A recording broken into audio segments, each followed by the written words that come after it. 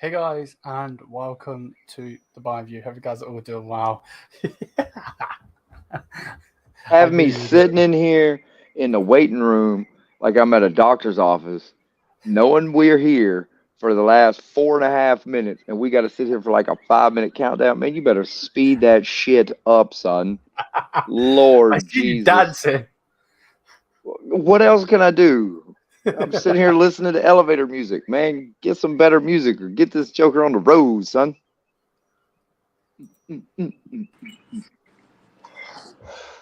What's going on, Mr. Romero, sir? How you guys doing? Not bad, thank you. Whole Yourself? whole lot better that we didn't have to sit in that damn waiting room that damn long. Jesus Christ. That was the longest elevator ride I've ever been on. God damn. See, I told you this would be a whole lot more fun than the TST like on the field. Because Oh, here we're allowed to go a little crazier. Um, it's still uncensored. Liam's just going to sit over there and just kind of monitor the comment section because they're going to ask some crazy ass shit. They always Oh do. yeah. But everybody, let's welcome to the 1900 crew. I keep calling it club for some reason, like it's the damn 700 club or some shit on TV. But the 1900 crew, we want to welcome Jonah Romero, Guam international player, played for Far East United at this past weekend's TST. You didn't do quite as well as I guess y'all wanted it to go, but I mean, how was that experience in its own right? the experience was amazing.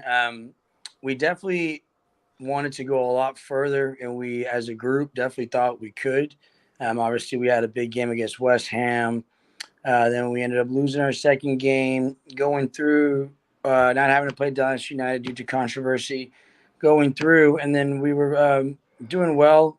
Little mistake that caused us to be out of the tournament. I think everyone got left with a sour taste in their mouth because I don't think that wasn't the way we planned to go out. Mm. I think if we were going to go out, I would have we would have wanted to felt like we got beat, but we don't feel like we got beat. We just made a mistake and lost. I mean, Um, would it have felt any better if if say the same thing that happened to Como versus Zala, where like you would have been up 3-1, and then in the target score time they come back and beat you 4-3? Would that be a worse way to go out? Because that seemed like it was kind uh, of heart I wrenching for those poor kids. I think any of those ways, that's football, right? So I think Yeah. that's the love. That's the beautiful game of football. So I think they all suck, but that's football. Well, for anybody that's watching and doesn't excuse me quite understand what we're talking about as far as like the target score time with the TST tournament, it's 7v7. Once you had two 20-minute halves. Once the game's over, if the score say is 2-0, the target score time would be 3. So whoever got to 3 first, even if the team that was losing after regulation gets to 3 first, they win the game. So I mean, every game ended in a goal, and we saw it from where it was 1-1 going to target score time, so it ended up being a golden goal situation, all the way to, like I said, the Como 1907 versus Zala Triple F, where Como was up 3-1 going into target score time, and Zala ended up basically knocking them out 4-3. And once every 5 minutes in that target score time, a player has to go off the field. So the Zala Triple F, when it went down to, I think it was 2 outfield players and a goalkeeper. Zala definitely had one of the Yeah. best, I would say, 3v3 teams out there. I Yeah. play I play with some of those players, and they definitely, if they went every time they go to 3v3, they were definitely at an advantage. The only team that I saw that may have been able to isolate that little bit would be the champions Newtown, Oh because it was yes, like yeah, that with them playing indoor and stuff like that. It kind of yeah. made that more exciting. But you learned very quickly that the Dortmunds, the West Hams, the Wolves, the guys that are used to playing 11v11 on a massive scale, they didn't handle it very well when the field got cut in half. And now you're playing with indoor guys where small ball is their specialty. So like the long crosses, running down the sideline, trying to cross it to the middle that you would do in 11v11. Yeah, that shit ain't cutting it at TST. And then the other part of it was, you've got to be very comfortable 1v1. Yeah. You got to be a player very comfortable both sides of the ball 1v1. Obviously you have your attackers who are really good at running at you, but you would see where they would hurt their team by not coming back to defend or tracking their man. So the 1v1s, I feel like if you're not a player who's comfortable 1v1, you kind of just like that, the 6 who's just bouncing off, you're not really too effective in a game like this. And the crazy thing was, it was watching like a Dortmund team where you had German international or a German international that's won a World Cup before. And when he would run down the sidelines, they'd make crosses, and the crosses would be perfectly placed on a full pitch. So it was, and some teams were very good at taking that and kind of turning it into like transitioning to the small game. It may have taken them a game, kind of like Newtown, who it took them about a game to finally get everything running at full speed. But once they got it, it was on like gangbusters. But you had a lot of teams that just kind of had a little bit of an issue. Do you attribute that maybe as the issue for Far East? Our issue was that, and then finishing. We missed. I mean, the game we lost, we missed the PK. We missed the PK in the prior game. I mean, it's not like you're hitting a PK on a bigger goal, right? Mm-hmm. Like PKs. Yeah, I mean, those were like point blank. Yeah, I mean, our guy, any that PK goes in on a big goal all day, but these tiny goals, he's smashing it off the crossbar and it's going out, back for a goal kick. And you're like, oh my gosh, any day. The craziest one, 90. Like we watched, I think it was Conrad Beasley versus Como. I think that's the kid goes and takes a penalty, fires it into the crossbar.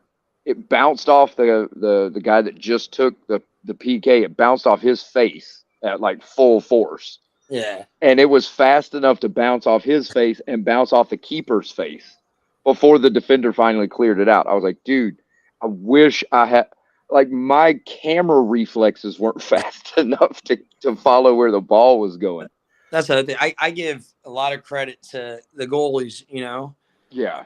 One of our national team goalies, or my national team goalie, Dallas J, he played with Cincinnati. Okay. With Ochocinco, and he's the Guam goalie.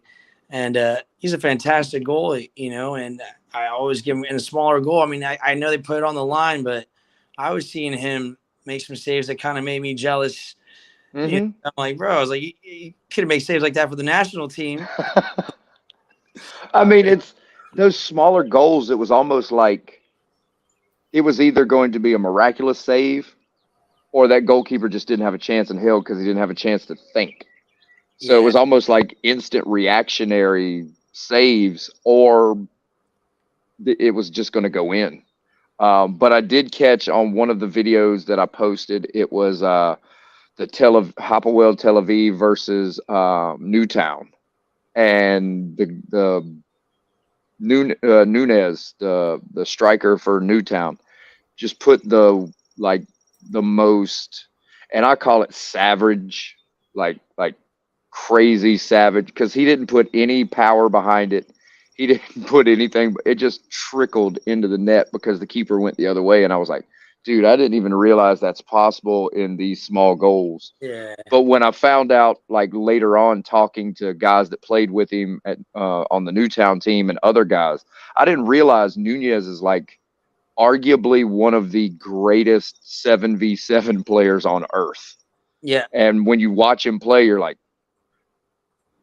it doesn't really look like he is, but when you start looking at the highlights from what he did, it's like, how in the hell does this guy move like this in the tiny, tiny little spaces?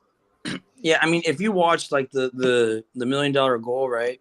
Yeah. Newtown clearly play indoor together, sevens together a lot, because I forget. I can't off the top of my head. The guy with the dreads, his movement. Oh, Ruggles. Yeah. Ruggles, yeah. So his movement to receive that ball where he stands up to defender, it's like, Nunes doesn't even. They don't even look. They just like put it into that space, knowing he'd be there. And these guys all play MASL Division One.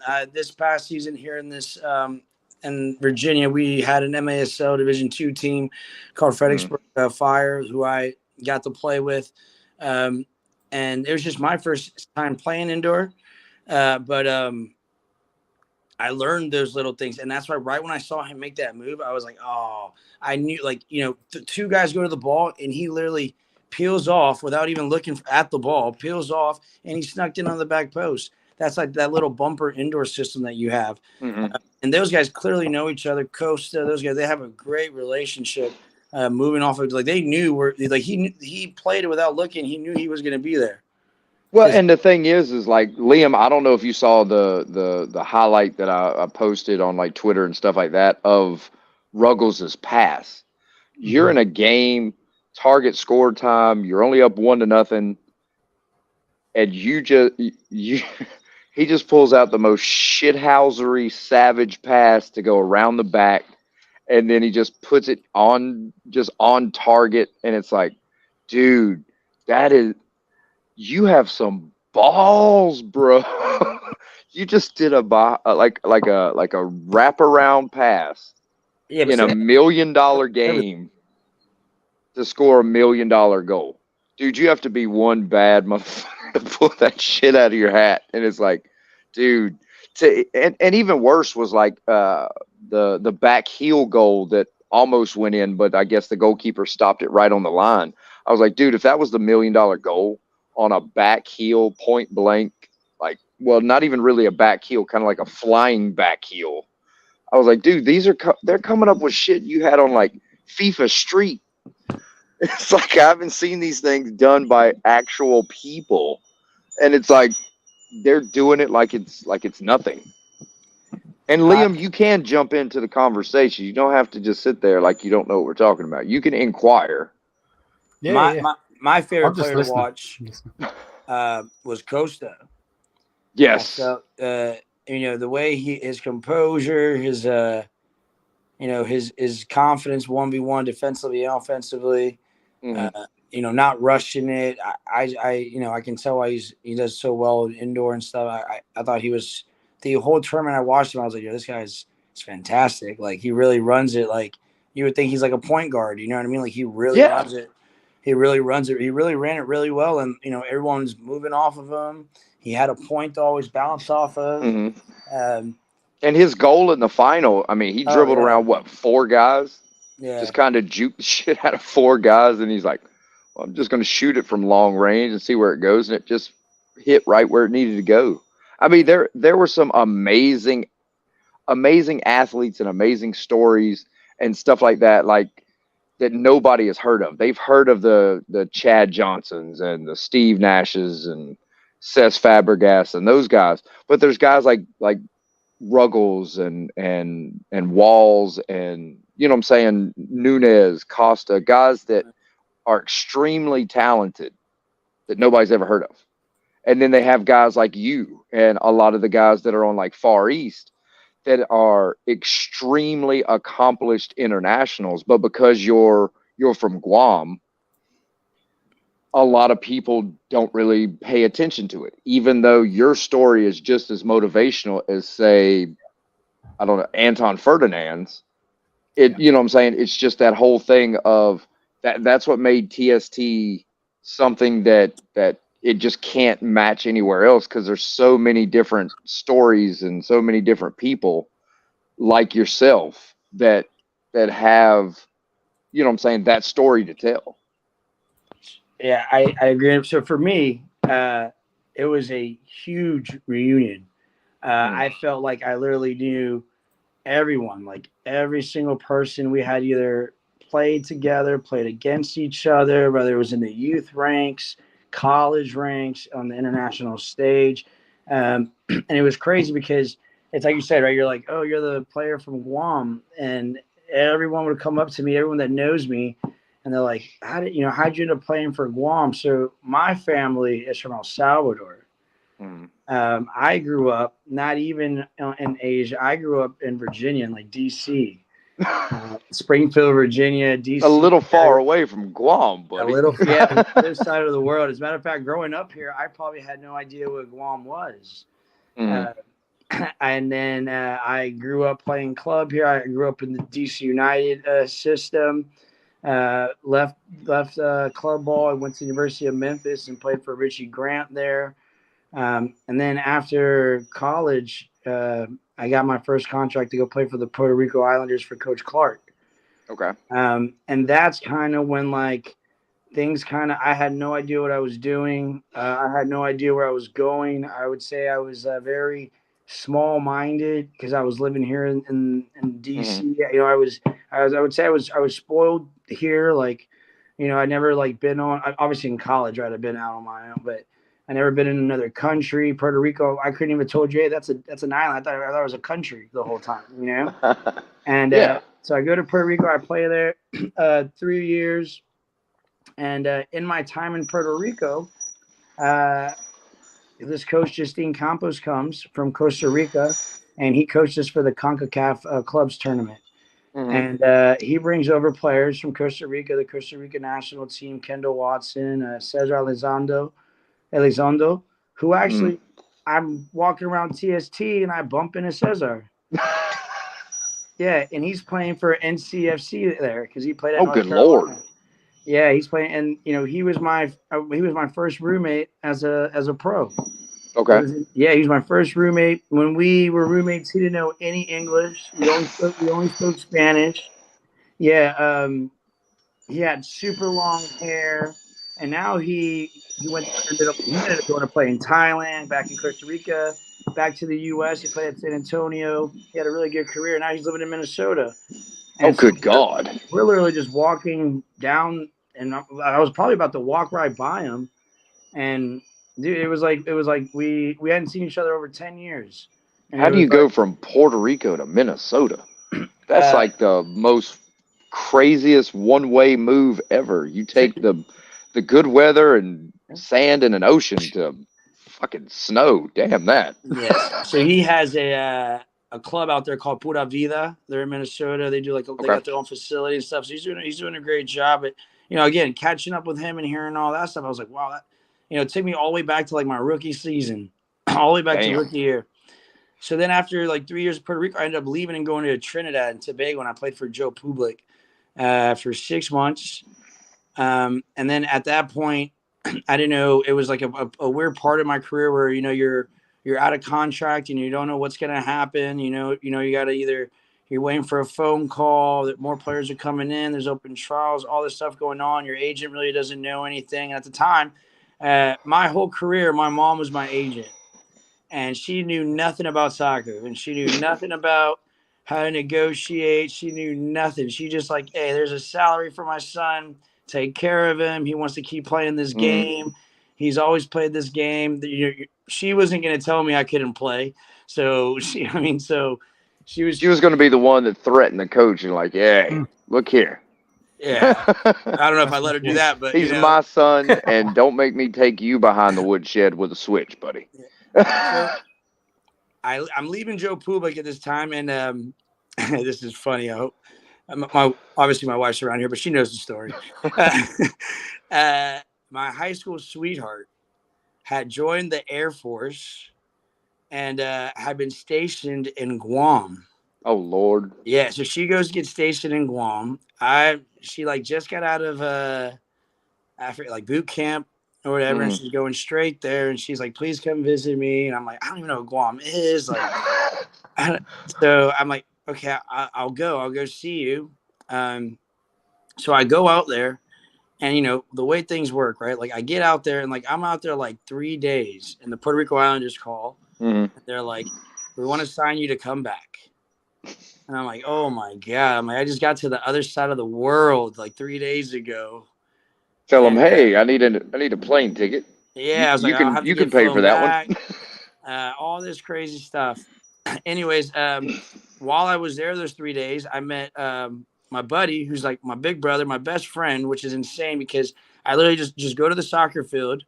one morning, and I'm just like juggling, kicking a ball around, and this guy shows up, huge guy, and he's like, "Hey, he introduces himself, tells me he's the captain of the Guam national team, and it was Jason Cunliffe who was actually on the Far East team with me on this trip." And he played at Santa Clara, he played on the LA Galaxy, he played in the Philippines, and I'm like, man. They're like, what are you doing out here? And I explained, just like I explained right now. I explained this is what I'm doing. I don't know anybody out here. I'm just, trying to kick around, and I just got a phone call. I'm trying to decide like how I'm gonna get back, blah, blah, blah, right? And at the time, Guam was like the last place right now they're the last place in FIFA actually, but at that time they were also the last place. They were the last place. They were like 205, and this is back in like 2012. So I didn't make anything of it, but I had told Puerto Rico that I wasn't going to go back because of my high school sweetheart. It was like difficult. She was, going through some things. She needed somebody there. She didn't have any family there. So me being like 21, 22 years old and naive and dumb and whipped. And whipped and thinking, I'm going to be with this chick for the rest of my life, blah, blah, blah. We ended up getting like buying a condo there. I ended up buying you was locked in, wasn't you? Yeah, buying like property tax and everything. And then Jason Cunliffe, the captain of Guam, he's like, he's like, hey man, he's like, there's this pro league in the Philippines. It's like 3 hours from here on a flight. I've got a team. They'll take care of you to go there and trial and all this stuff. And I was like, all right, like I'll try it out. I just want to play. I was like, I'll try it out. I go out to the Philippines, to Manila, and at the time there was this guy named Juan Cutillas. He was Spanish from Spain. He was the head coach of Kaya FC. Kaya FC, we won the AFC Cup, all the Asian Cups, and the league it had just started. There was no foreigner rule. There was nothing. Salaries were out. It was unbelievable. Like I was like, wow. I was like, this was like God was like, here you go. And I was like, I was like, wow. I was like, this was insane. I go there, and there my captain is Anton de Rosario. Oh Jesus. Yeah. So Anton de Rosario is my captain. Ends up being like another big brother to me. Ends up taking me under his wing, and at the time he was on the Philippine national team, super stud, famous. All over billboards, everything. It was insane. Yeah, because at that time it was he was one of the pioneers. I'd say one of the bigger celebrities in Puerto Rico, opposite of obviously Manny Pacquiao and stuff like that. But yeah, he was definitely a big name because I remember seeing him on a couple of like shoe advertisements. Right. So in the Philippines, he was sponsored by Mizuno. He got me sponsored by Mizuno. I played with like every huge Philippine ASCAL that there was, including this is crazy. So I'm over there playing in the Philippines, and this is why I love football so much. And turns out Anton's my captain, and there's another guy named Nate Berkey, who when I was a freshman, he was a senior here in my area, and he was Filipino, and he was like a huge model footballer out there too. And he went to TC Williams. Remember the Titans? Yeah. It's not called that anymore. And that's actually where my mom went. Okay. And it's not called that anymore, but we had the same club coach growing up. Like I would always watch him play. He played at VCU, and I would always watch him play. He'd always come home for the summers and train, but I never had spoken. He was like 3-4 years older than me. But our coaches put us in touch. And he was obviously out there, very Americanized. The Philippines is very different. And so Anton's obviously from like the Bay Area, so he's very Americanized. And I'm like the only player who has no Filipino blood. And they like take me under their wing. And it gets to a point where like everyone thinks I'm Filipino. The national team is calling me in for camps. And I'm like, I can't play for you. I got no Filipino passport. And then it finally hit. So in 2012, I get called to the El Salvador national team. Okay. So I fly from the Philippines to El Salvador. Bro, flights. I'm telling you, these flights are something that I don't miss. So because that's at least what, a 9 or 10 hour flight from El Salvador. I mean, I don't know what kind of flight they got me, but it took me like 2 days. Oh wow. Whoa. Yeah, it was insane. I was was not happy. I remember not being happy. That's all I remember. So I go to 2012 to the Salvador national team, and I'm there like 2 days. Things are going well. Camp is going well. And then the El Salvador national team gets caught match fixing. Oh, shit. Yeah, a bunch of players got caught match fixing. 2012. One of the players is actually like another one. It's just funny football world, right? I play in these like Hispanic leagues out here at home. Mm-hmm. And one of them is a stud out here, and he's always playing with me on every single team. And we met each other. You know, obviously, he's like, I remember you gave me a hug the first time we met. I'm real sorry. You know, a lot of them are out here in the DMV area, the DC area. Yeah. Players. So on like the third day, they're like, we're suspended for 5 years. Oh, shit. From FIFA. Yeah. Damn. They're like, we're so sorry. Well, at least Guam was ranked above them for 5 years. Yeah, because they were. I don't. Maybe not. They might have stayed steady in the same spot. They're just locked in for 5 years. Yeah, and then no games played, but you're locked in. Locked in, yeah, exactly. So I'm like, what the hell am I gonna do now? This guy at the time, he was a big agent in the MLS named Hugo Alvarado. He had like Steve Purdy, he's from LA area. He finally started kind of like helping me out a little bit because I was like, you know, my mom didn't know anything, and I was like, I'm kind of just like going around word from coach to coach, like, yeah, Jonah's a good player, like, you know, give him a try, everything. And he was the one that he was like, hey man, he literally said, he was like, he said, if you don't get on the international stage right now, like it could really hurt your career at this point. Mm-hmm. Like you need to figure something out, or you need to like find a good contract to take care of yourself. So I was like, dang, I don't know what I'm gonna do. So I go back to the Philippines. We win the league, we win the cup, we start going playing the AFC Cups. A lot of doors start opening up in Asia, and a lot of things start going well in Asia because our team is doing so well. The league starts getting really big. Stadiums go from like 2,000 to like 40, 60,000 people in the Philippines. The Philippines has a huge population. End up getting sponsorships, dude. It even ended up like on billboards, everything. It was. It was. I didn't want to leave the Philippines. I was like, oh man, this. You know, No, I wouldn't. You struggled, and then you're finally fine, and then this guy. Then Guam the federation starts doing a great job investing money because FIFA had given us money had given Guam money to build facility, you know, the goal project stuff. So FIFA had given Guam, they were the last place team. I don't know exactly the amount of money, but they gave them a lot of money to build a whole federation, 3 turf fields, gym, all this stuff. But then I think they started realizing, like, we're going to need staff and coaches and stuff. And players. So, and players. And they'd always been so really keen on being with the JFA because the Japan Federation always supports Guam. Even the Korean Federation always supports Guam. We always do national team camps at J Village, at K Village. We'd always go. They'd always take really good care of us. We'd always get our coaches from the federation. We'd always get our coaches from Japan and Korea. But for the first time, they hired Gary White, this coach Gary White. Gary White was from England. Mm-hmm. He had been coaching at the Seattle Sounders, the U23s, and with the first team, right? And Gary White, we call him the gaffer. He's the one that, if he's on this podcast, if I'd ever see him again, he's the one that like changed my life. Okay. He's the one that was the biggest, nicest asshole and was the realest asshole. And Damn. He's the guy that changed my life. So he comes to the Philippines and he asked to meet. And again, me being naive, being in the Philippines, the whole Salvador thing had happened. I'm like, dude, he's like, I need to meet with you about Guam. And I'm like, I don't give, what the fuck is, I can't play for Guam. Like, what are you talking about? Like, what do you need to meet with me about? And at the time, I was the only player that was playing professional that had been on Guam. Mm-hmm. Right.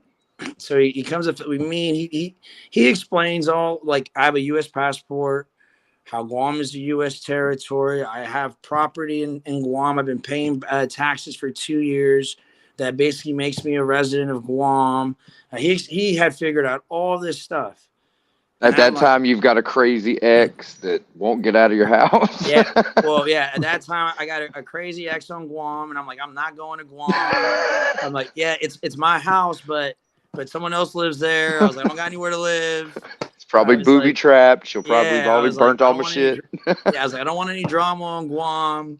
Because on Guam, everybody knows everybody. It's a little island. Everybody knows everyone. You do one thing, especially if you're in like the football scene or the MMA scene. You do one thing. I mean, you go to the strip club and it's like you sinned. Like everybody knows. Because you're getting a lap dance from somebody's sister. Yeah, exactly. Someone's sister gave you a lap dance. Exactly what happens. Or everybody knows everyone. Oh no. And at the time, time, I'm glad that doesn't happen in the U.S. Woo. Yeah, and at the time, MMA was huge. MMA is huge on Guam. They got so many guys in the UFC and stuff that, like, nobody wants any trouble. You don't want to be seen. You don't want to get knocked out by someone who's like 4 feet tall and an MMA fighter. So Gary comes and meets me in the Philippines. He explains it all. I'm like, dude, I got to talk to my dad. I got to talk to my mom. I was like, I don't know how this works. I was like, I'm not from there. I didn't, I don't know how my dad was going to feel about it. So then the word naturalizing me came up. Okay. My mom worked out some stuff, got some sort of secured a bag, and I got invited. I went to Guam for camp. Now, and I'm going to Guam for camp to play friendlies. And if you play friendlies, it's no big deal. Like you're still eligible if you want to play for El Salvador. Gary explained. And I was like, okay. I was like, I'll go if it's not going to do anything that's going to cause, if I have an opportunity at El Salvador, I still want to be able to play, right? Mm-hmm. So I go to Guam. We play like a Saipan. We played like local all-star team that they had from their league. Their league's called the Budweiser League. Well, they have some good players in there. They play sounds like a Sunday league. Yeah, it's like a Sunday league, but like they invest, like the owners invest money, and they probably like 3 or 4. I think up to 5 players could get paid on each team. Oh, okay. So it's kind of like in the U.S. it'd be like UPSL. Yeah, like UPSL. Liam, it's like what the 8th or 9th division in England is about that same way. Yeah, I mean, we were getting like if you're playing on Guam, like so. In between contracts, I would go to Guam, and contracts are like $800 to $1,000 back then. Like total or a month? Yeah, like a month, Oh, okay. So I say total. Damn that shit. Yeah, then they give you like living and stuff. If you're one of the 5 players that they would pay, right? Okay. They would take care of you. But you obviously had to mean something to the club. They obviously, every club has youth programs. They'd ask you to, show up to go code, things like that. Mm-hmm. Now, did y'all ever play like the American Samoa squad? Yeah, so they played them. So there was these games called the Pacific Games. Okay. And that's where they play them. But I wasn't eligible yet because for the Olympic side of it, I couldn't play on that side because I needed to have had 4 years at that time. Okay. So the Guam Olympic Committee has a whole their own set of rules from like the federation. Mm-hmm. So I wrestled my whole life growing up too, and everybody on Guam knew that. And I had just messing around, just clowning around, jumped into a casual tournament, didn't cut any weight and flung the Guam champion through the roof. Yeah, and just threw people on their heads. Yeah, and just messing around, just like I was like, yeah, I wrestled since I was 4 years old, every summer, all year round. I wrestled high school up to my first year of college. It was just something that lit a little bit fire, helped me be a disciplined person. I could throw people on their head during school. It's something my dad installed into me and my brothers, right? I used to do that, but I used to get in trouble for doing that. Well, that's why we started doing it, because I used to get in trouble when I was a kid. Oh, okay. Yeah, so there was like, this guy's got it, so I used to like wrestling. My older cousins all wrestled. We all grew up wrestling the same program, but everybody knew I was like the one who I decided to play soccer, and I was like frowned upon. Okay. Yeah. So you were that guy, like you walk through the school and you're like, yeah, I played soccer, and they're like, ooh, little girl that plays soccer. Yeah. You kick the toss them on their shit head. out of them. Yeah, exactly. And that's why, like me and Jason Cunliffe, we take because we take pride in being strong, and we're like, bro, don't say soccer players are soft because you see that shit on TV. I was like, I'll kick the shit out of you. Yeah, I was like, I yeah, mean, that's what you're yeah, always the Messi. guys in someone's face. We're like, no, don't fuck. The biggest Yeah, guy on the field, I'll be like, Messi may be soft as shit, but I mean, he's only like 3 foot tall. So yeah. So we take pride in it. So I go back for camp on Guam, and I'll never forget. Gaffer was like, "You're never gonna fucking play for El Salvador." He's like, "You're never gonna fucking play for them." I mean, he's like, blunt. He literally said, "He's like, at this point, he's like, they don't know who the fuck you are anymore." That's exactly how he said it. Damn.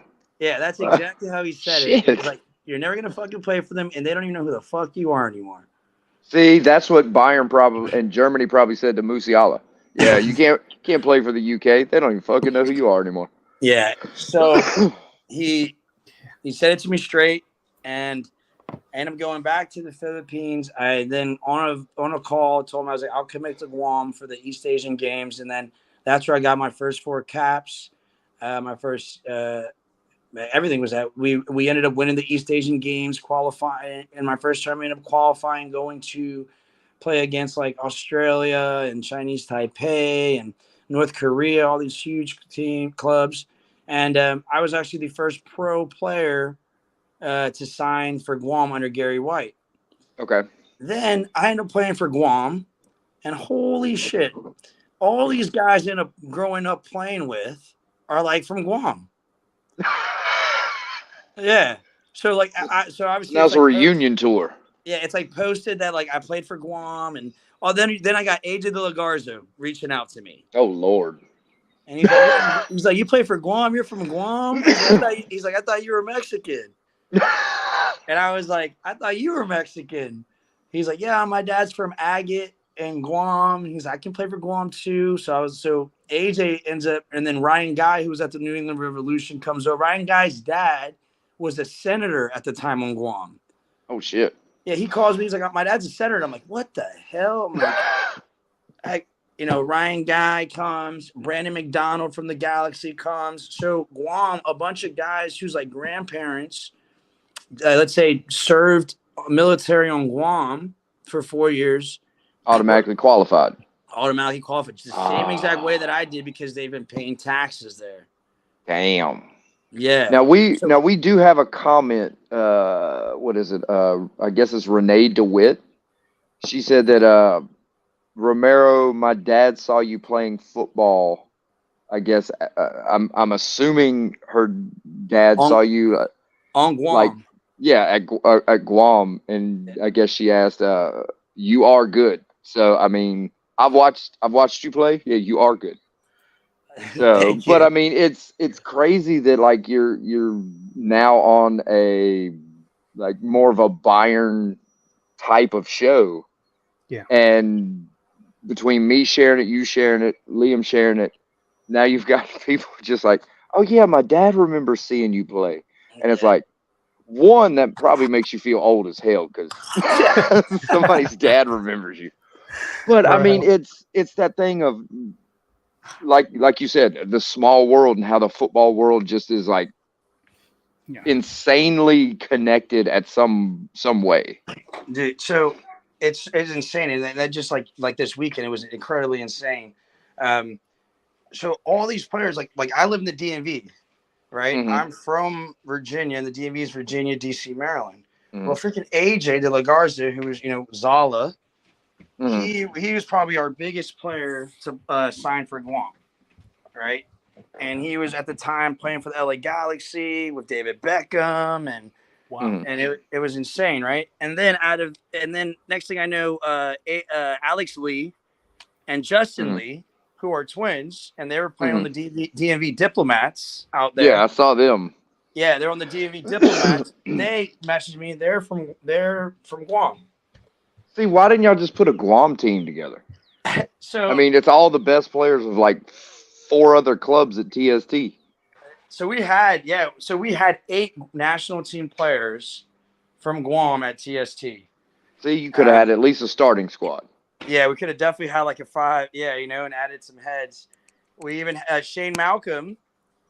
I had gone to like a High Point game and watched Shane Malcolm play, just hanging out one summer, And I had seen him. I was like, this kid's fantastic, thinking he was fully Jamaican. But his dad had served in Guam, so he ended up playing for Guam. Good grief. Yeah. Okay, I'm going to play for Guam next. Shit. Then there was a bunch of guys on my team, like Far East, like all the indoor guys. They play on the Tacoma team with another player, Eddie Na, who's from Guam too. Good Lord. Yeah, so we all got. That's why I said Gary White was the one who like put it all together. And when Gary White put us all together, we built the best Guam national team that has ever existed. Like Guam, before us, the Guam national team would go into games and lose like 20-0. Like they would get spanked. Like they would get, it was bad. And Gary White brought everyone. Everyone was being, like half Chamorro, maybe not Chamorro, but everyone had love for the island. Everybody wanted to do something for the island. And in 2015, we played in those World Cup qualifiers, and it's the highest rank that Guam has ever been at. We got up to 150. We beat Turkmenistan. We beat India. We beat Chinese Taipei. We got smacked by Iran. We lost by Iran. We went to play in Iran. We had a really good campaign and it made a lot of noise, and we qualified for the Asian Games. Okay. And then this is when all this shit hit the fan. So we're doing well. We're making a lot of noise. Like we're all over they're talking about us in New York. They're talking about us all over the place. Like even my dad's like, he's like, he never heard of Guam. He's like, holy shit, you guys are doing something. I was like, dude, we like Gary White. Like we were doing something really well with Gary White. Then it's time for the Asian Games, and our president, Richard Lai, gets caught money laundering. Oh, that slimy motherfucker. So in my head, I'm like, fuck me. This just happened with me in El Salvador. And I'm like, fuck. I was like, we suspended for 5 years. I'm like, damn. I'm like, this not just again. happens. Yeah, so I'm like, dude, this is like PTSD for me. I'm like, holy shit, like, how did that happen? Like, I didn't see that coming, So we drop out. It probably would have been the biggest tournament in all of our careers. So that's like one thing that we were all talking about at TSC. I was like, we would have played against Japan.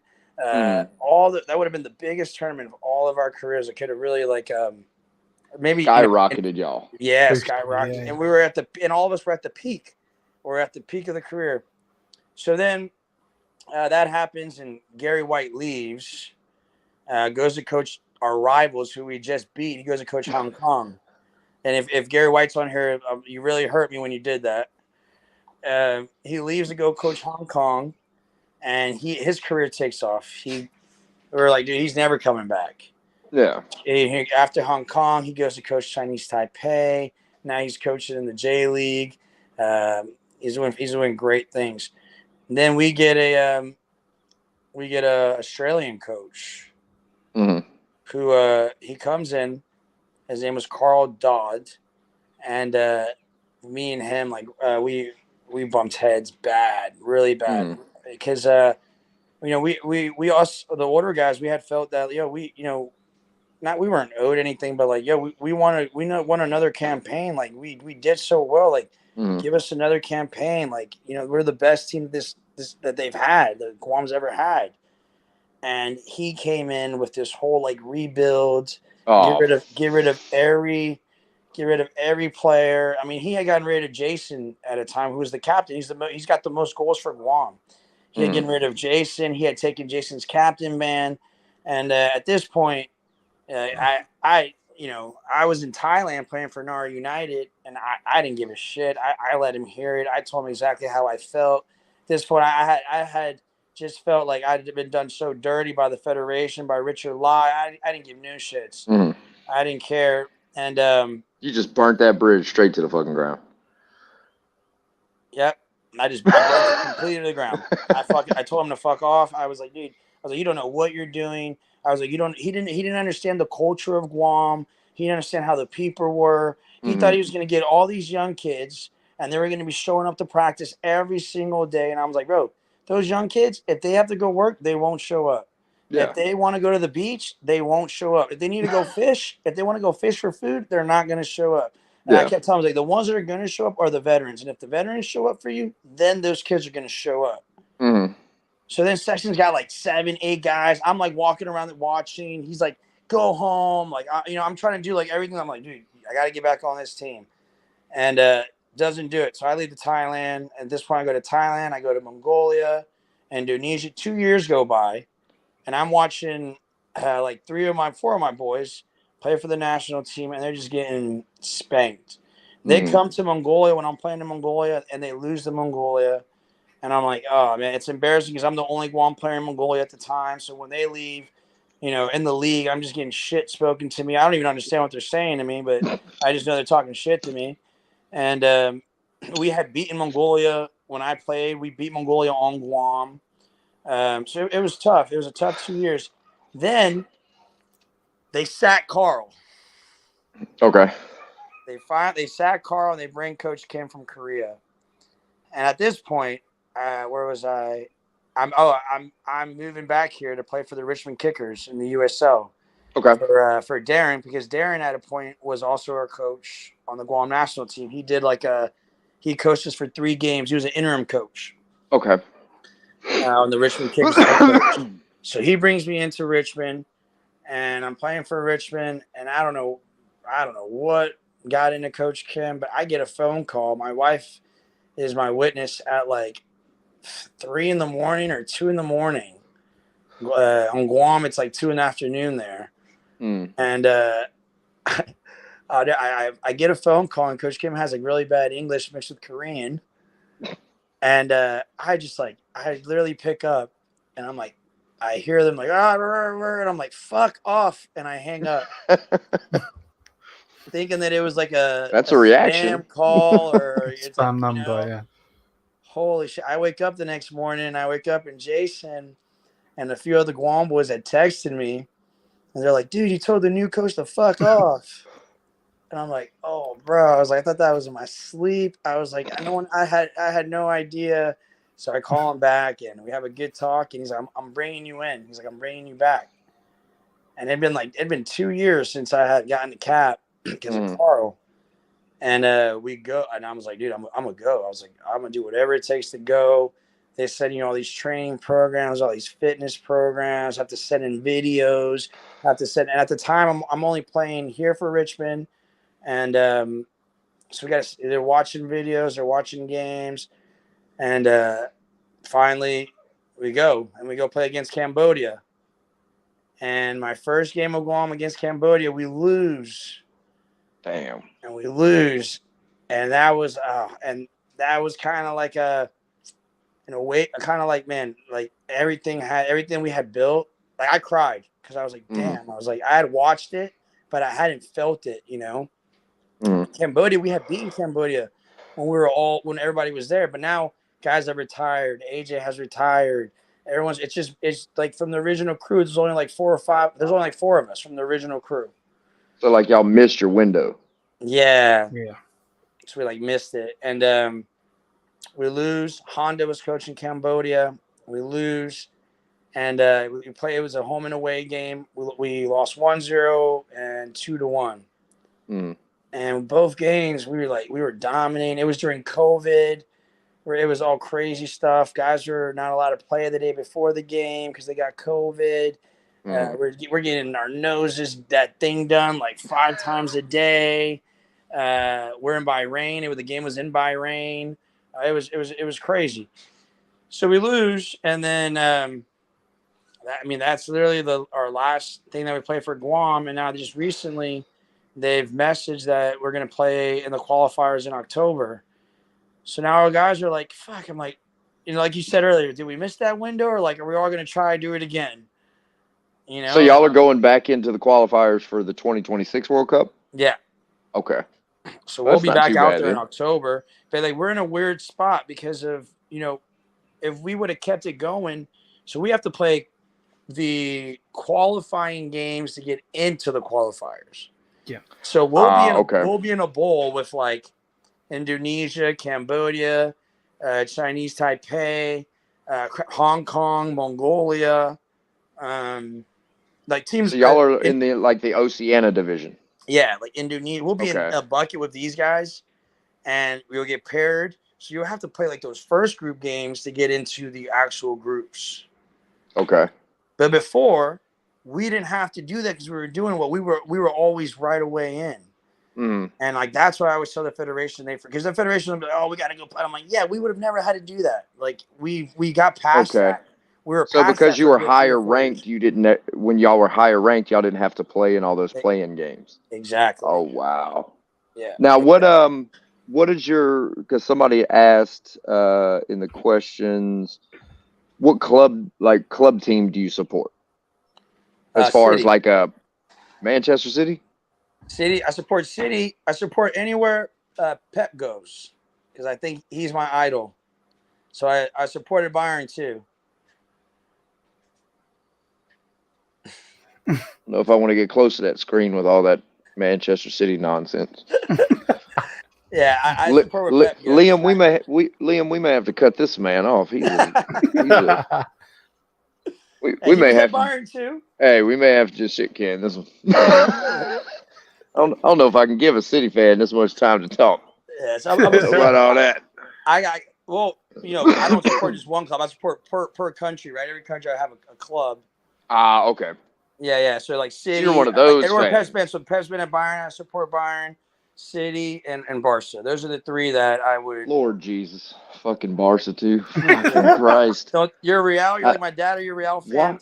Why doesn't Monster make alcohol? God damn. What was your, no, I can't your stand opinion of the, anything in if it's non-Bayern. Fuck them. That's the same with me, yeah. But Liam, you had a question. Go ahead. Yeah, what was your opinion on? Obviously, you follow Pep, and obviously you City now. What was your opinion on the game between each other in the Champions League recently? Were you happy with the score? Yeah. Obviously, we weren't, but Obviously. Yeah. Fucking Upamecano. God damn it. I don't know what happened that game. I mean, Upamecano had a brain fart from hell.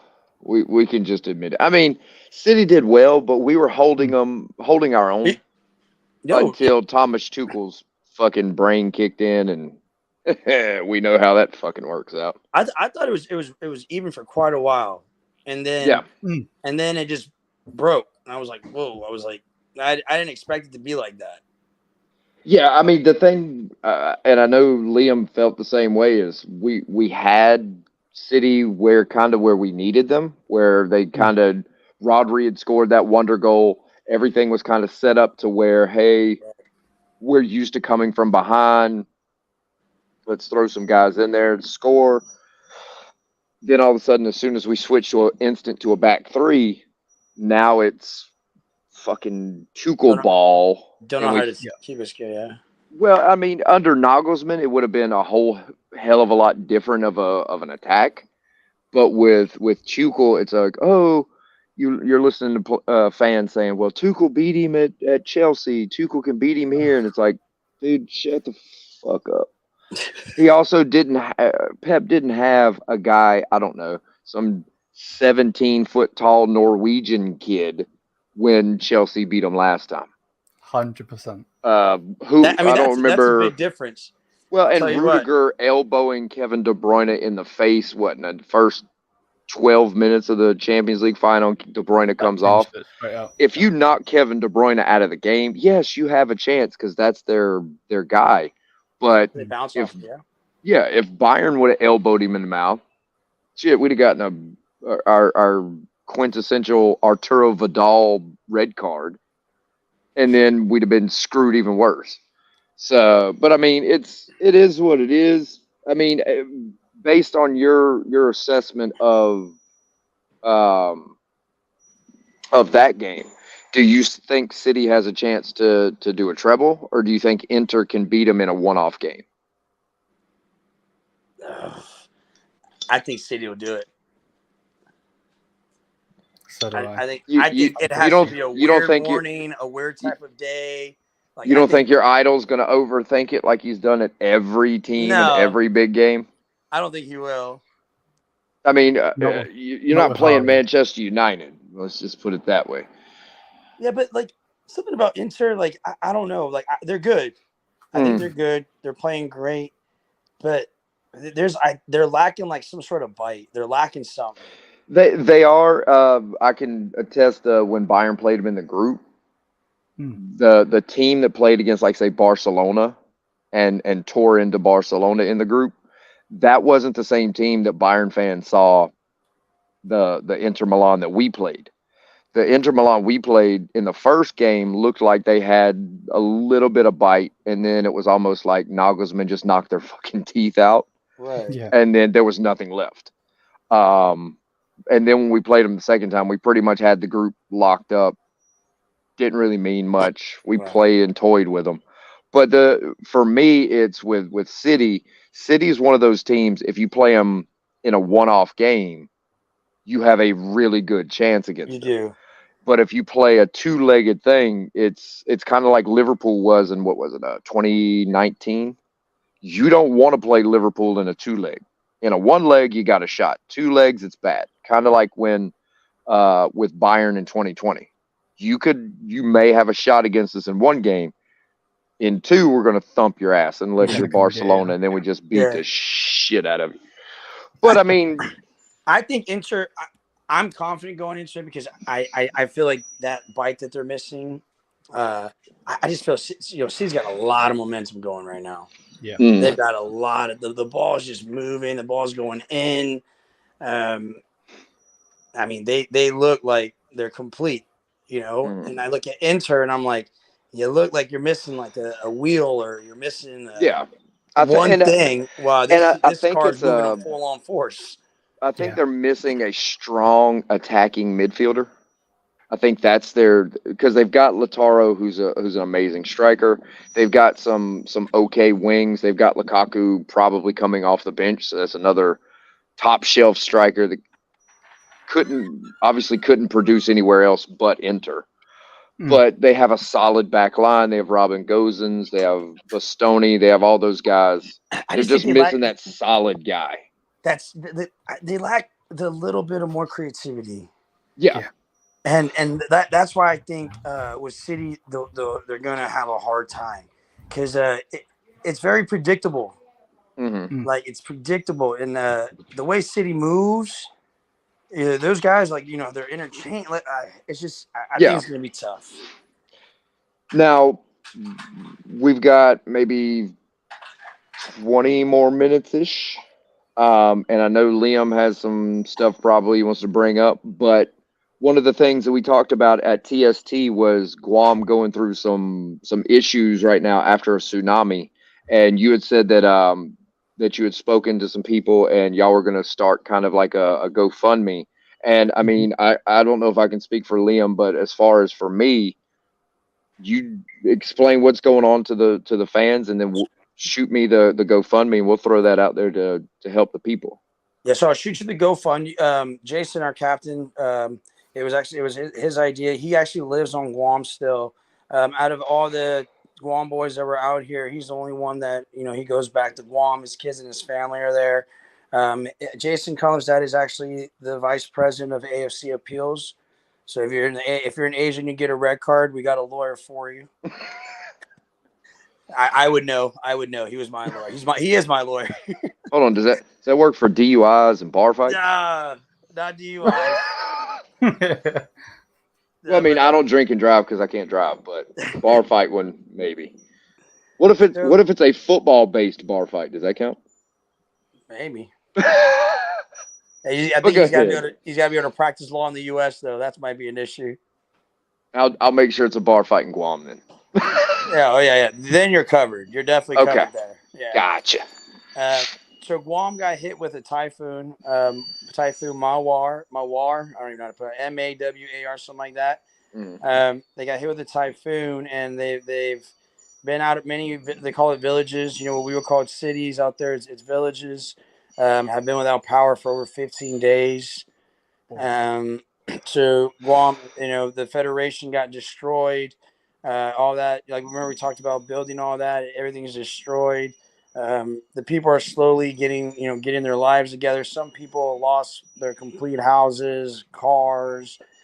So us being out at TST, all 8 members of us, every time we spoke, we wanted to let Guam know that we keep thinking about them, especially us Guam players who we're not living there or we're not born there. There was a point in time where the locals didn't accept players that weren't born there, and so we continued on and showing our support and our love for the island. So we always, no matter what, if we're wearing the shirt or not, Guam is home.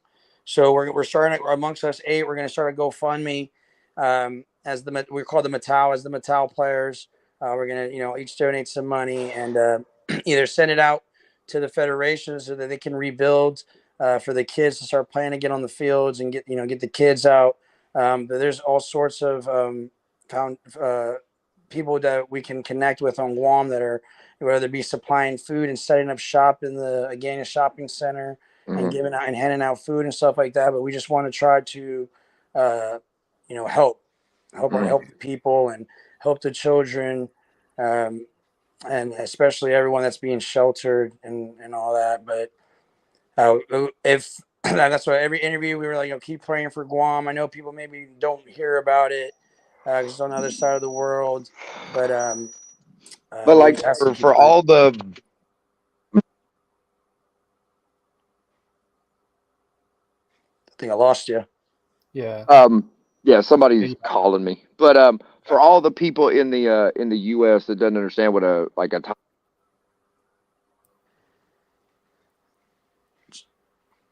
I think you're gone again. hurricane. Can you hear me? I can hear you now. Yeah, we can. Okay. Yeah, some idiot keeps calling me. But it's probably that guy trying to sell me death insurance or some crap that I cussed out yesterday. I was like, do I sound dead? Do I sound like I need death insurance? Yeah, piss off. But basically, for all the people in the U.S. that don't know what a typhoon is, it's the same as a hurricane. Essentially the same as a hurricane. But to sweep over an island the size of Guam versus, like, say, when it hits the state of Florida or Mississippi or something like that, here we have a lot of ground for that and mountains and stuff like that for it to hit.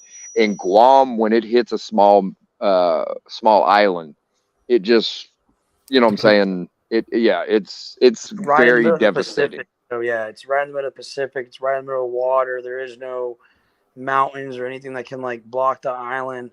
It's kind of like an island like Bali, right? They say, if you live on Bali, that island could be wiped away like anytime, right? So it's been tough. I lived through a typhoon on my time on Guam, and obviously they've got protocols and everything that they do. I had a lot of the locals, like, they helped me out. I had a son. My son was 2, and we didn't have power, water. We had to make do with everything. So I know it's tough. And there's people that live on Guam who they make they have made their houses out of tin. So a lot of people completely have. So it's a lot like, say, like Puerto Rico in that aspect of where the houses aren't really built to, like, say, hurricane specifications. Yeah. So if they get hit with high winds, that tends to pretty much flatten everything. Yeah, I would say, like, for majority of the part, Guam, houses are built well, but you have your people that come from like Chuuk, Fiji, Saipan, those kind of countries. They will just literally swim over, and they don't really speak English, but they'll build homes like squatters. They'll build like their home on land, and like they'll claim that they're home, and they've probably been there for years, and no one's bothered them or anything. But a lot of those, they're out on the streets now. Everything's gone. Now, Liam, I don't know. Has there ever been like a hurricane or something along those lines that's hit the UK that's done much damage? No, I'm not too sure on that one.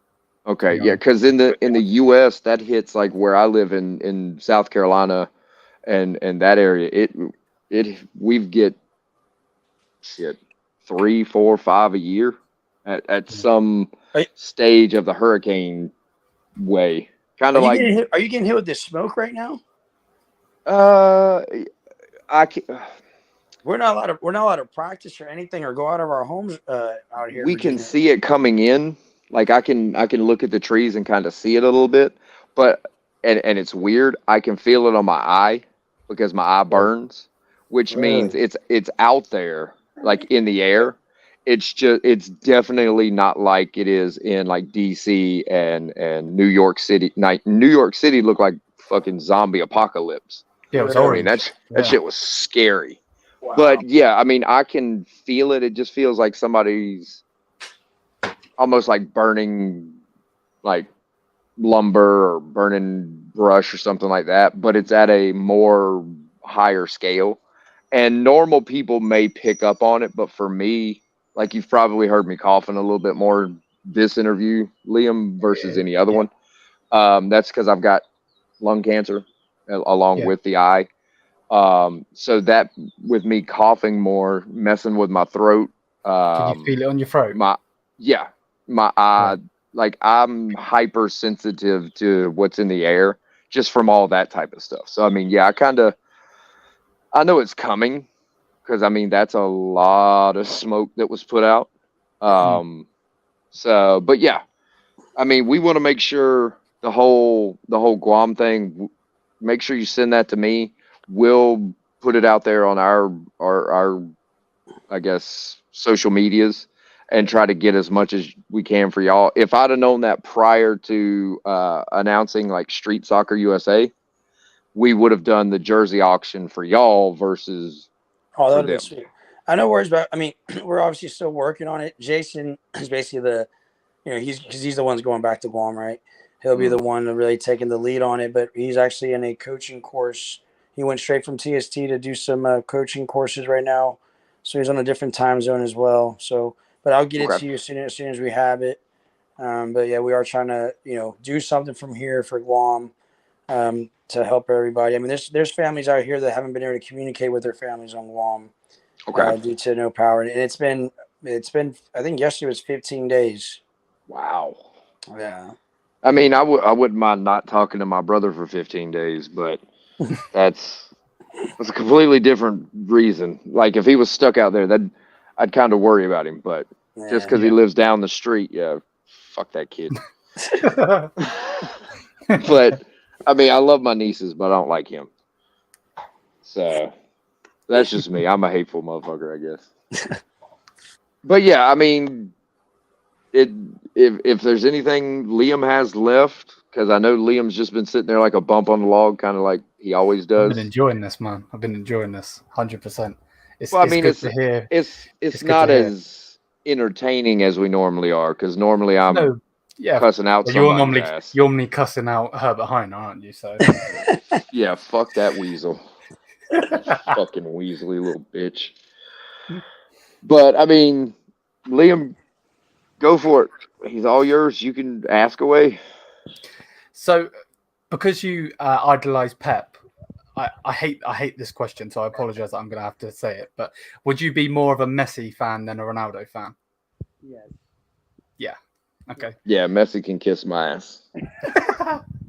I mean, after seeing what happened when he signed with the MLS and watching the prices of tickets go from $85 to, I think the last time I checked, the front row seat at Charlotte FC that I bought like last year, it was going for $85 for the Miami game. I mean, it's front row seat. I think it's like row A or double A or some shit like that. Yesterday afternoon, when I guess it was announced or leaked or whatever, it was 1,000. Now it's 4,000. Yeah, I mean, honestly, that little midget is not worth that shit. When they said like McGee said it the best, he was like, he would always when people are like, oh, soccer's not going to come to America, soccer won't be in America, soccer's not for Americans, all that crap. I saw McGee's Instagram today. He's like, when you guys all told me I'm crazy that it was going to come to America, he's like, don't worry. I still think you guys are all idiots. Because he's absolutely right. I mean, this is huge. Nuts. this is the best. Like, And if, for somebody like me that's like in the media, like, because you saw me running around TST like a fucking chicken with my head cut off. Because as soon as they were like, hey, you don't have to come through the PR guy, you can just go to the teams, go to the players. If they have a couple of minutes to spare, they'll do a quick interview. And then we got the same thing as like what Far East kept telling me. Oh, we'll get you in the morning. We'll get you in the morning. We'll get you after the game. We'll get you after. Then the final day comes up, and I'm like, I'm done. And then I put the microphones up, and then we run into Jonah and crew at the top. They're like, oh man, we're ready to do the interview now. I'm like, what the thanks. and you're like, Yes, we're yes, done, bro. I've been trying to interview you. I was like, I'm so sorry. like I've been trying to interview you for 3 fucking days. But like for people like me who go to like Charlotte FC games and stuff like that, I've got people that are like, oh man, you're gonna finally be able to interview like Messi. And I was like, yeah, oh man, that is not gonna fucking happen. That Are is you not out of gonna your happen. goddamn mind? Yeah. I was like, now me and Mike learned firsthand how those interviews work at TST, where the bigger players, the Steve Nashes, the Cesc Fabregas, Mia Hamm, you know what I'm saying, the big names of the tournament, all of those got pulled to ESPN, NBC, or Peacock, and The Athletic, soccer.com, goal.com. And as soon as they were done, they left. So you have like 20 of us sitting in the other media room, twiddling our fucking thumbs, getting, I mean, and not saying like an Anton Ferdinand or Mark Howard or Paul Rutherford or those guys aren't, you know what I'm saying, exceptional interviews. But it's the whole thing of we get a certain level of interview and ESPN and them get this level of interview along with this level of interview. So what we learned at TST was like, and it's the same thing I told Mike was, yes, Messi may come to Charlotte, but the closest we're going to get to him is if he falls on his face on the pitch right in front of me behind that ad board. Besides that, they're going to have that dude with like presidential Secret Service level security. And so we've got a dude that's, well, we've got a dude that covers them that's like a massive Barcelona dick rider. Like if Messi charged to swing from his nuts, this kid would like pay for that. And I love him to death because like he is as diehard I am Bayern, he's diehard Barcelona. So he's like, oh man, do you know anybody that works at Miami? And I was like, I know a couple people. And he's like, can you get me in? I was like, dude, I don't think you're grasping the level of what you're asking me. Yeah. It's like, do you know somebody that works at the White House? Can you get me a meeting with the president?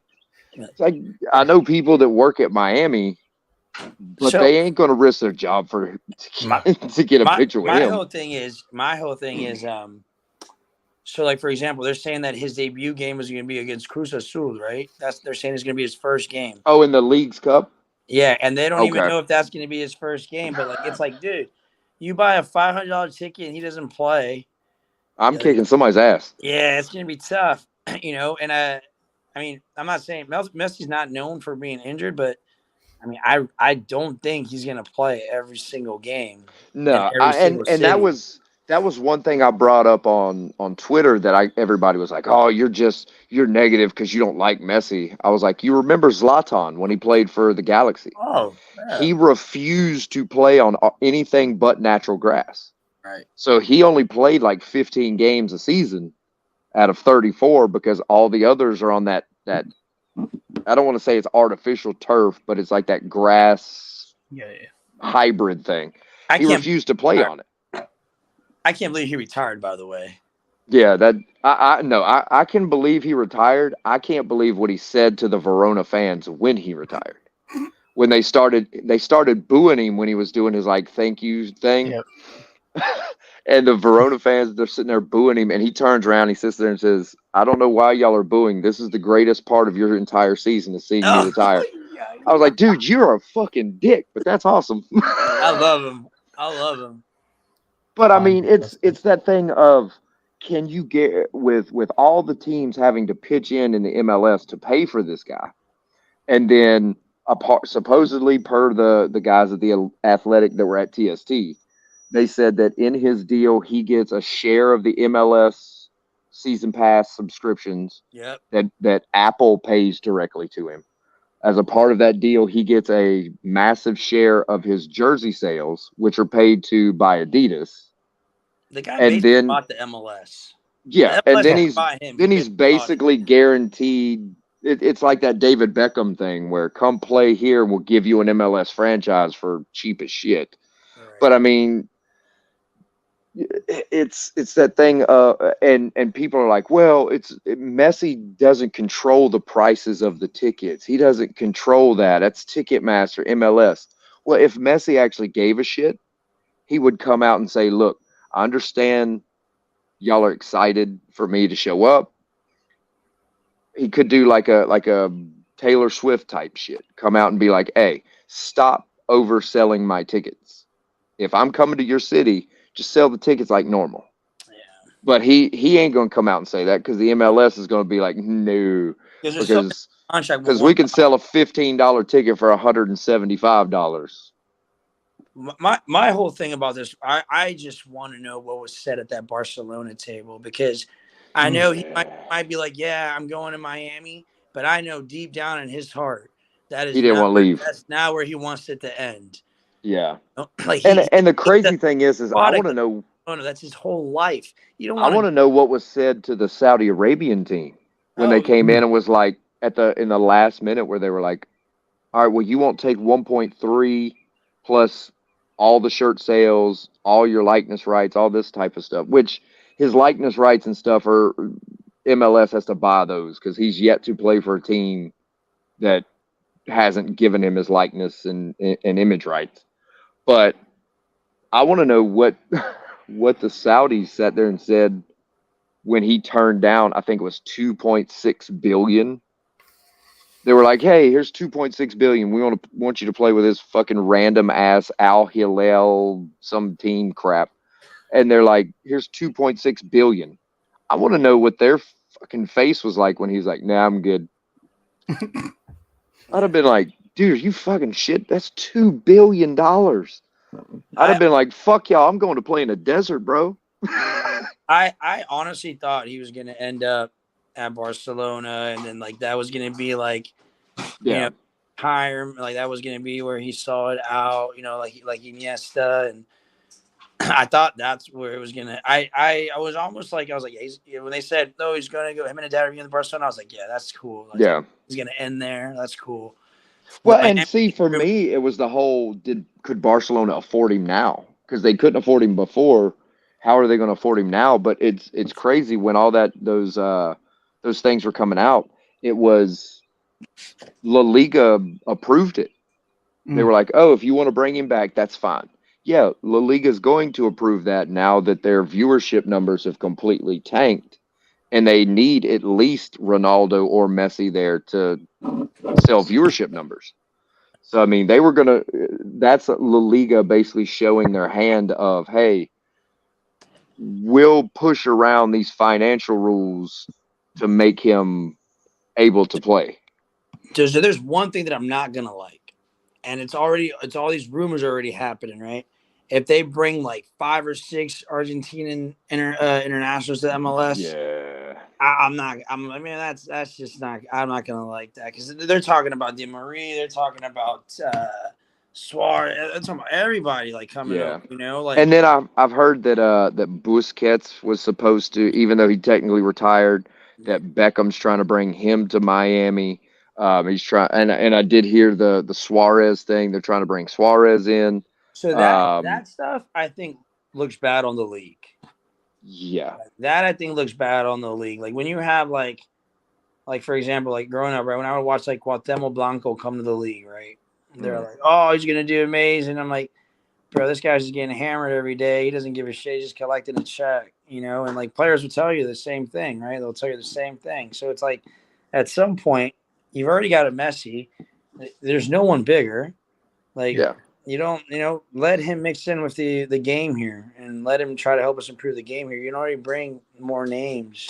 Yeah, because I mean, that's going to take a lot. He alone has already. Well, he alone at PSG has already kind of shown that he's on a massive decline from what everybody remembers. So when he shows up here, maybe don't hype that up as much and bring in a bunch of those retired guys, because now you're looking at, okay, if you bring in a Busquets, if you bring in a Suarez to play with Messi, are you now the MLS is playing into that whole thing that they've kept trying to get away from.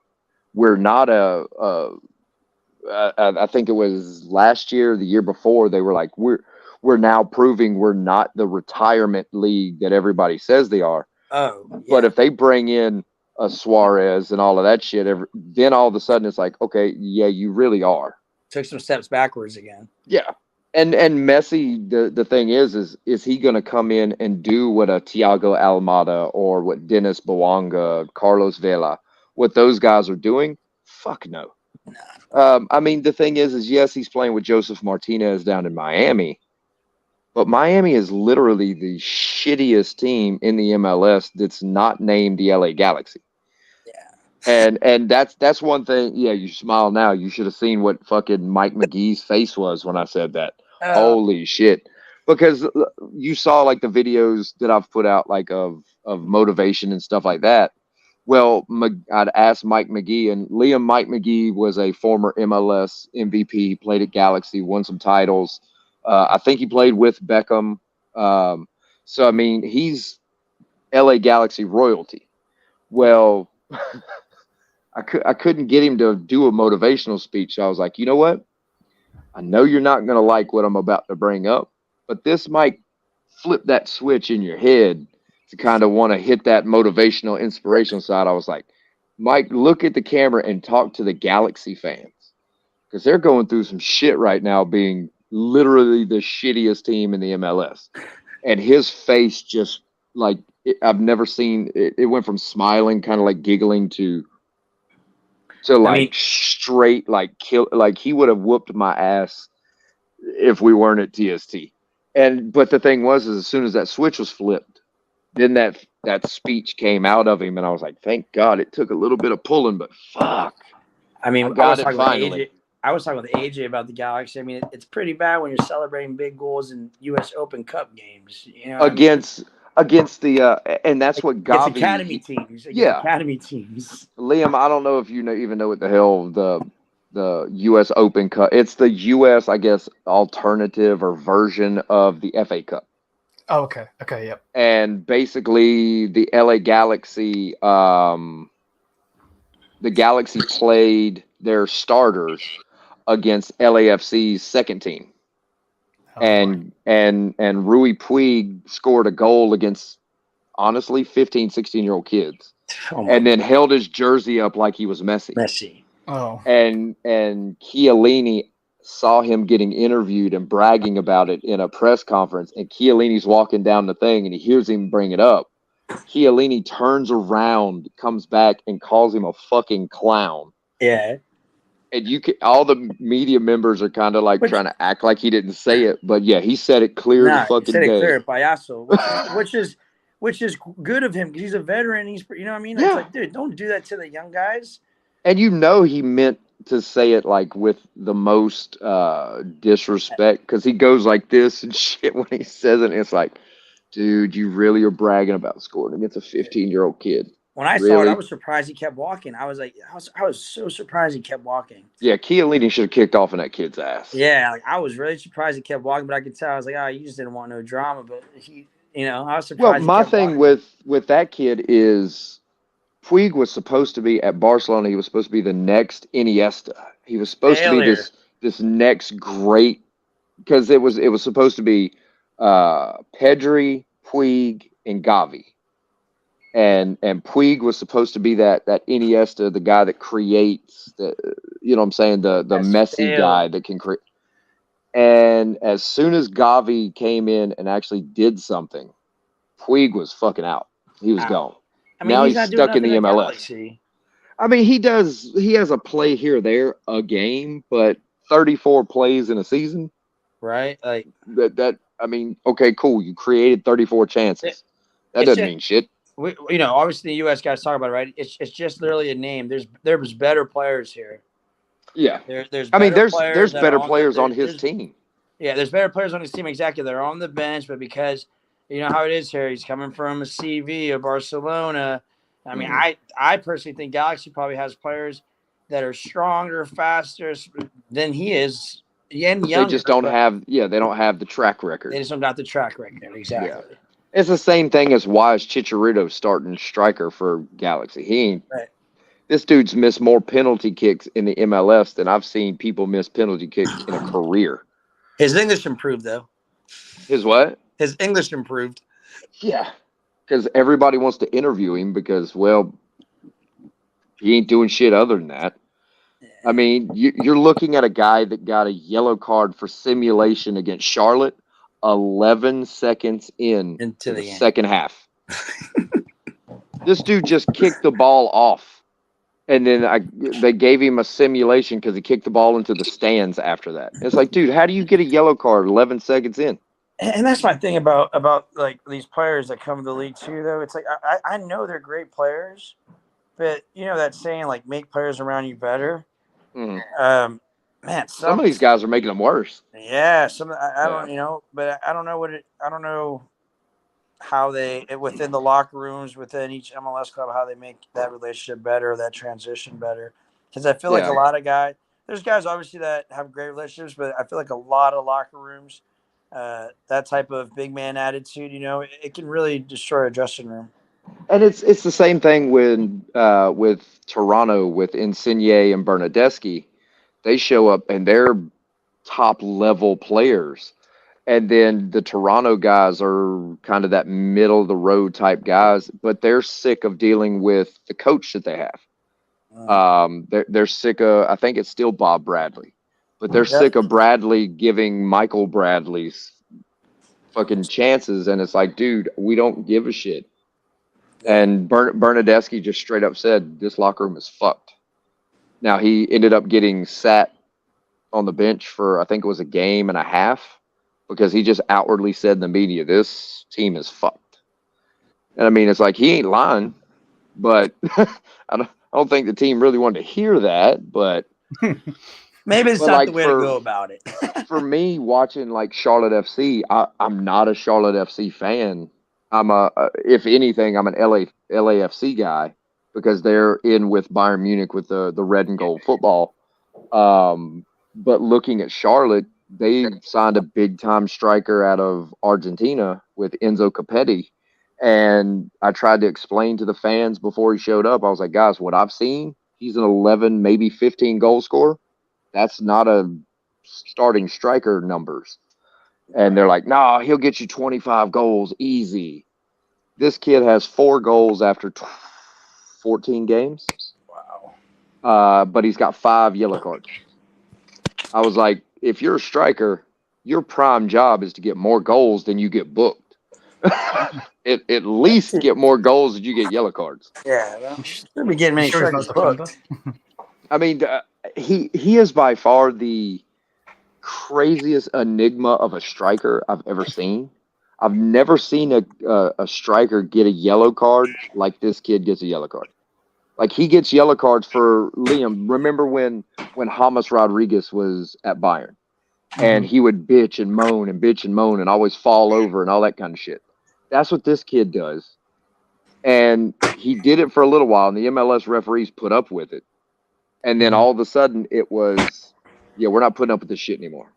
So if you fall over and act like a fucking dickhead, here's a yellow card. So that's what his yellow cards are, or like simulation, being a candy ass, falling over like a bitch. And out of his 4 goals, he scored 2 of them in one game. And everybody's like, oh, he's back. And I was like, no, he's shit. I was like, he scored 2 goals. That's awesome. He scored those scored those 9 goals 9 games ago. So I guess that means that he's back, like way the fuck back there. So, but yeah, I mean, it's kind of funny. I don't know, Liam, if you pay attention to the MLS, but it's kind of funny to watch them on like Twitter, to watch the MLS fans just kind of go a little apey. They are the funniest ones to fuck with that are not like Liverpool fans. Because if you just straight up say like, man, the MLS is a bunch of retired shitbags, watch the mentions underneath it. It'll be like, you say it here, then within the first 10 minutes, it'll be like response, and they'll start calling you Euro snob. Bayern plays in a farmers league, even though the MLS is a fucking farmers league. Yeah. So I mean, it's I do like if I and Liam can attest on Twitter. If I get bored, I'll just find something to stir the pot.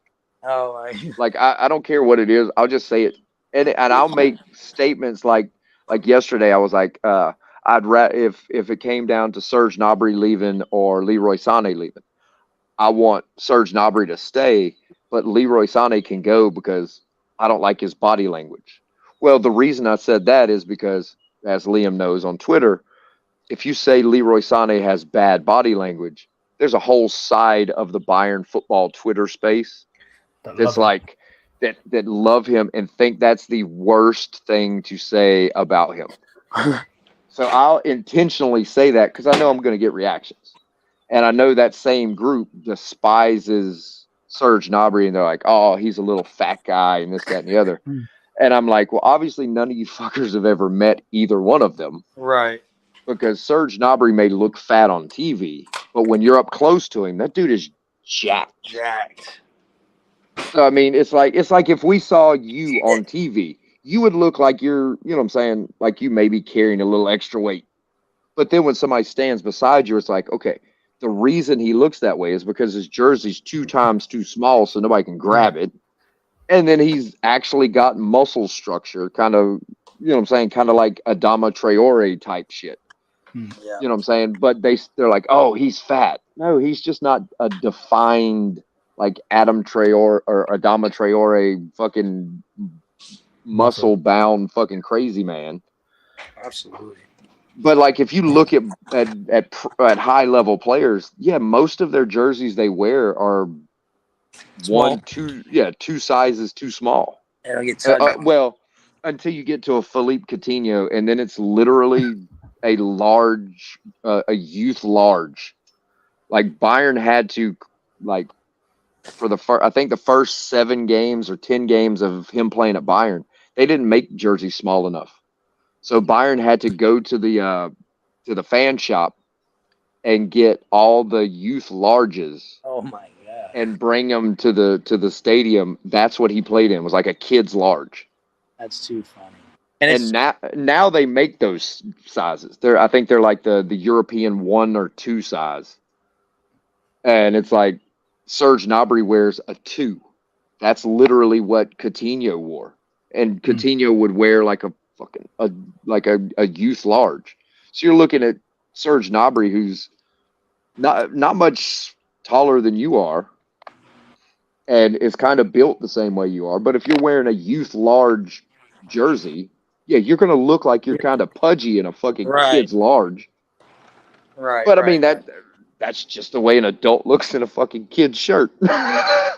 Absolutely. Correct. So, guys, right. I'm going to have to get out of here because my kids are about to run in here screaming.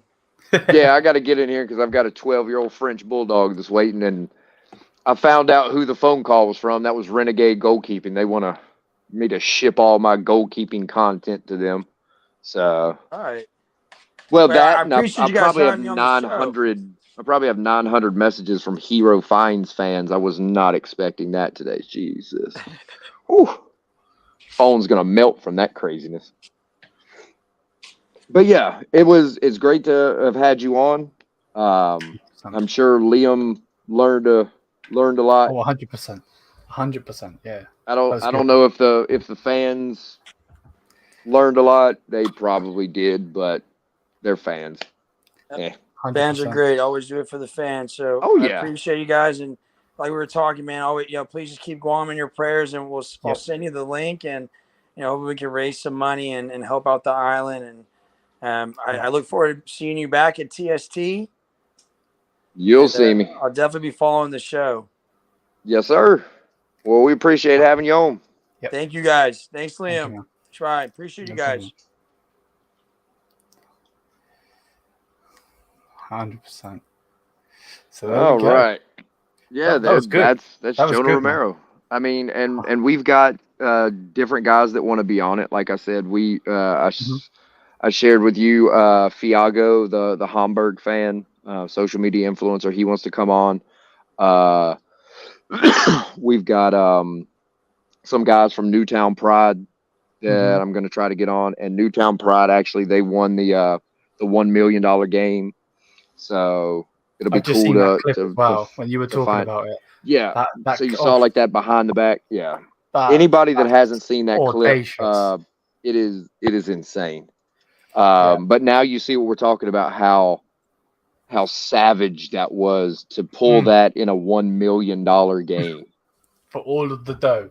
Yeah. And for me, and like when I say it was like shithousery, I was like, dude, this is the why do you, oh my God, how do you even try? What does it click in your head to try that in a game period, let alone one that has $1 million on the line? Dude, Could you you imagine are. if the person got the pass missed?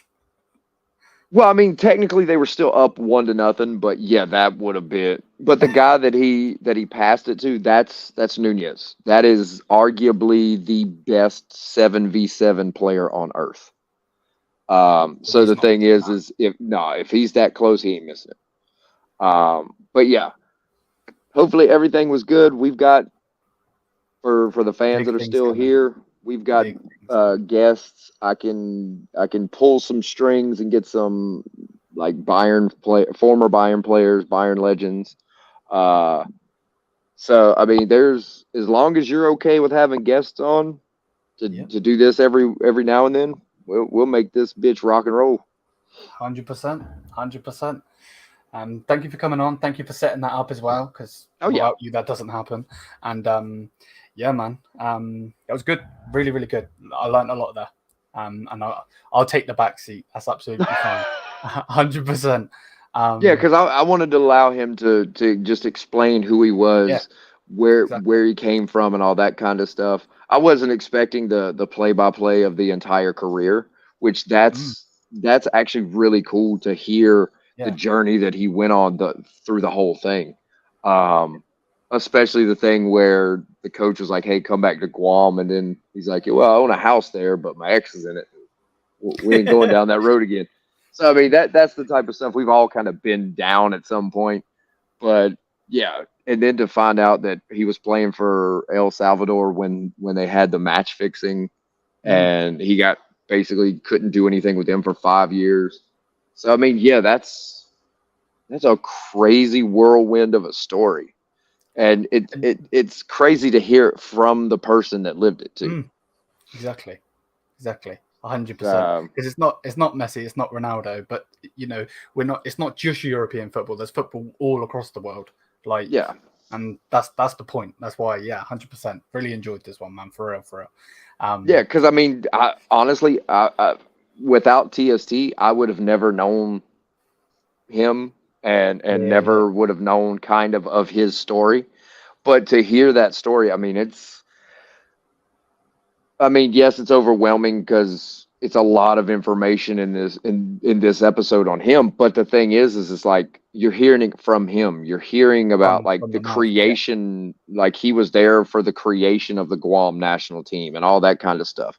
So, and now we know that he's going to be trying to compete in the 2026 World Cup. So, I mean, which is nuts, isn't it? Yeah. I mean, so potentially you could have been interviewing a potential World Cup player. Which is so nice. I mean, Guam, yes, has a long shot, but you're looking at you're essentially looking at, they're still in it though, aren't they? They're still trying to, rather than we've interviewed a World Cup group stage player, like they played in the stages to the World Cup. So you got your first World Cup guy, technically. Technically, that would be the first stages of 2026 would be the guys that have to play the play-in qualification stuff. So, I mean, that technically counts. So, look at that. Got you a World Cup guy. Why the fuck not? For real. 100%. All right, 100%. well, let me hop off here and feed that damn dog, and then I got to call those guys from the goalkeeping thing back, and then find out how many billion messages those girls have put on my hero finds.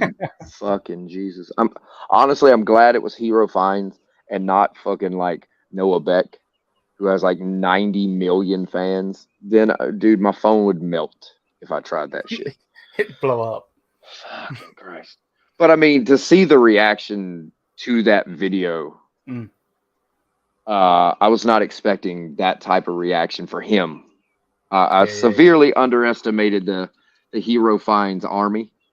And I mean, to have those little, I mean, you're looking at anywhere between 13 to 40-year-old women and girls sending videos of like them crying, thanking me for doing that because like the video meant that much to them, and that's something that's going to help. Can I send it to them so they can save it on their phone so they can refer back to it when they need it? And I'm like, fucking Christ, was not expecting that. But that's the reason why on Halftime of Bayern Rain, that's why we do that content. 100%. Is to do that. Now, granted, like I said, was not expecting that to happen with an influencer, but yeah. Now I kind of wish I'd have went back with that one and did a little bit more research and kind of made that one a little bit longer. But hey, it is what it is. It is what it is. Yeah, for real. So the next one comes out. The next interview, I haven't picked which one I'm gonna do. But the next one comes out. Let's see. Today's what? Thursday. It's Friday. So the next one will come out like Sunday or Monday. So you send me the link and I'll do the same thing, man. Yeah. Will do. All right, well, let me go feed this fat Frenchie. Guys, I appreciate y'all hanging around listening to Jonah's story. Pay attention to what Liam posts on Twitter. We'll post that GoFundMe for anybody that wants to share it, donate to it, and stuff like that, because that's a tragedy that's happened in Guam, and it's not really being covered anywhere. So yeah, I'm glad that they can bring awareness to that type of stuff. 100%, yeah. All right. I'm out. You have a good one. And you, man. So there we go. There we go, guys. A 1 hour, 47-minute stream. Not talking about Bayern the whole time, but a massive, massive stream. And yeah, man, I've enjoyed this one 110%. It might look like I was just sat here at times, but I was just listening. I like podcasts in itself. You know, when people are talking about their own story, I like that stuff. I like that stuff 100%. So yeah, man, that's a good bit for the stream. If you have enjoyed, smash the thumbs up, hit the subscribe button, check out the Insta and Twitter soon. We'll get that link on there. And yeah, until then, hopefully you have enjoyed. Mia Samia. Peace out, guys.